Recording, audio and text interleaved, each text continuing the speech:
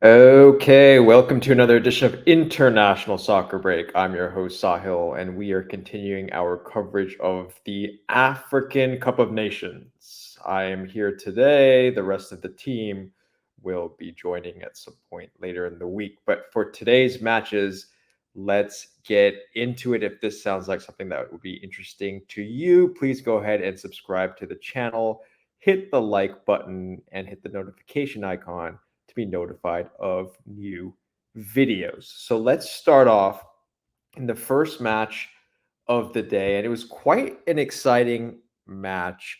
A lot of things happened in this one. And let's talk about Guinea, who ended up winning the match in added time. But before we got there was a lot that happened because first things first, I'd say the early part of the match was fairly even. In fact, Equatorial Guinea had a bunch of good opportunities, and as he's always been dangerous, Nsue, and the thing with Nsue is he plays as a right back for his club, and obviously on the national team he's the top striker. We'll talk more about him a little bit later because there was a key incident in the match.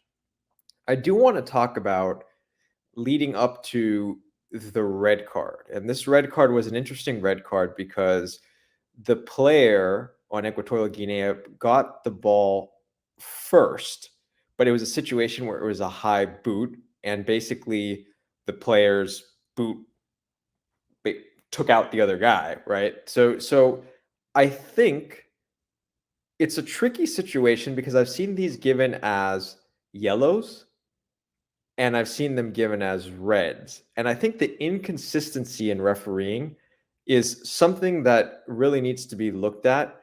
In this particular case, it probably doesn't merit a lot of talking about because a high boot that high is obviously very dangerous. It's just, I think that if they're going to make a red card decision for this, it should be consistent across the board. So there was a little bit of controversy with that, but I can totally see how that was a red card. So at that point in time, you would think, okay, Equatorial Guinea was going to just sit back and try to absorb pressure. But in fact, after that, they went on and earned a penalty. And it was a very good move that basically earned the penalty when VAR looked at it, and it was 100% a penalty. And at that point in time, when Nsue stepped up, I think we were all thinking out there, I'm sure Equatorial Guinea fans were thinking about this, but all of us neutrals as well, that he's going to bury this penalty. And when you see that penalty go off the post, at that point in time, I said, okay, Equatorial Guinea is going to lose this football match because luck is not on their side today. And that's exactly what happened at the very, very end of the match. We're about to go to extra time, and Mohamed Bayo, fantastic header, by the way, a quality player, plays in France. He's a beautifully done, executed header off a well executed cross as well. Puts the ball in the back of the net, and Guinea is going through. And I think overall, as a whole, I think yes, maybe on the run of play, they deserved it a little bit more. Of course, the red card dynamic changed, but I think this is a very good Guinea side, and I think moving forward, they're going to be a team to reckon with. Every team that's making it to the further rounds of the African Cup of Nations is strong, and just the quality that this team has, both in the midfield and up front, Bayo in this case, it's a dangerous team to reckon with. So I think in this match, Equatorial Guinea will feel a little bit hard done, of course, missing the penalty. And it was heartbreaking for them after being down to 10 men because being up a goal, they probably could have held off for the rest of the match. So unfortunate for you Equatorial Guinea fans out there, but I think a lot of promise was showed in this particular tournament. A lot to look forward to for the program as it moves forward. But today, Guinea gets the match won, and congratulations to them and moving forward. Okay.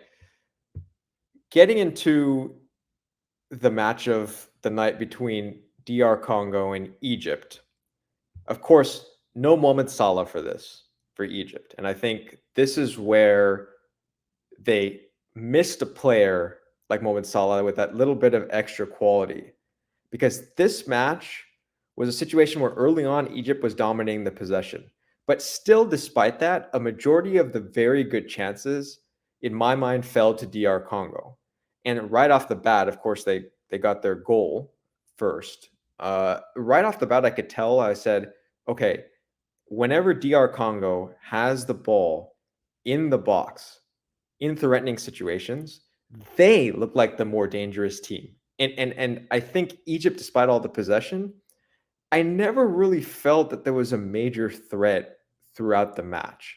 And as the match went forward and forward and forward, it was interesting because you felt more so, despite Egypt getting the penalty and getting the equalizer, you felt if there was a team that was going to win it, it probably would be DR Congo. This DR Congo side is a very strong side, top to bottom. But the thing is, when the match entered penalties, now you're thinking, okay, this could go either way, and both teams have an equal shot. But I was impressed by the quality of the penalties. And when I say that DR Congo outlasted Egypt, it was literally outlasting because this penalty shootout just kept going and going and going and going. And I think it's so difficult for Egypt after this because just being able to withstand being down to 10 men for part of extra time and then going through round after round after round after round of penalties, you knew whoever came up on the short end of this was going to feel very hard done. And I think in this case, Egypt will be super disappointed. It's a tough one to take. But I think DR Congo, this was a huge victory for them. And this team is a very, very dangerous team moving forward.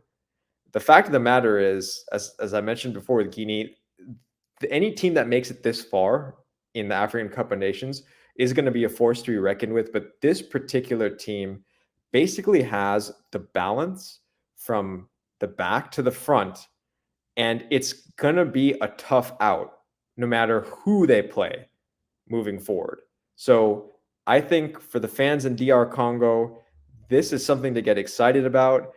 Anyone really, we have our favorites. We have the favorites of Senegal, Morocco, Nigeria.